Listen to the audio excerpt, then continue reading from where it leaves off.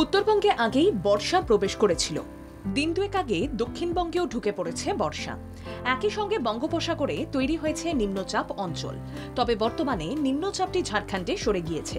যদিও নিম্নচাপের প্রভাবে 2-3 দিন ধরে দক্ষিণবঙ্গের বিভিন্ন জেলার কোথাও কোথাও হালকা বৃষ্টি হচ্ছে, আবার কোথাও ঝমঝমিয়ে চলছে বর্ষণধারা।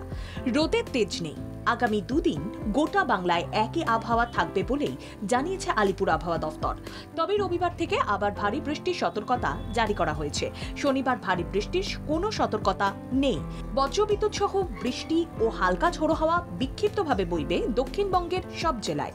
সঙ্গে আংশিক মেঘলা আকাশ, জলীয় বাষ্পের কারণে অস্বস্তি বজায় থাকবে বলেই জানিয়েছে আবহাওয়া দফতর। রবিবার বীরভূম ও মুর্শিদাবাদে ভারী বৃষ্টির সতর্কতা। সোমবার কলকাতা সহ দক্ষিণবঙ্গের সব জেলাতেই ঝড় বৃষ্টির সম্ভাবনা। মঙ্গলবার দক্ষিণ 24 পরগনা, পূর্ব ও পশ্চিম মেদিনীপুরে ভারী বৃষ্টির আশঙ্কা। বুধবার ও বৃহস্পতিবার ভারী বৃষ্টির পরিমাণ আরও বাড়বে। উত্তরবঙ্গে শনিবার জলপাইগুড়ি ও আলিপুরদুয়ার জেলায় বিক্ষিপ্ত ভারী বৃষ্টি। রবিবার দার্জিলিং, কালিম্পং, আলিপুরদুয়ার, কোচবিহার এবং জলপাইগুড়িতে ভারী বৃষ্টির পূর্বাভাস।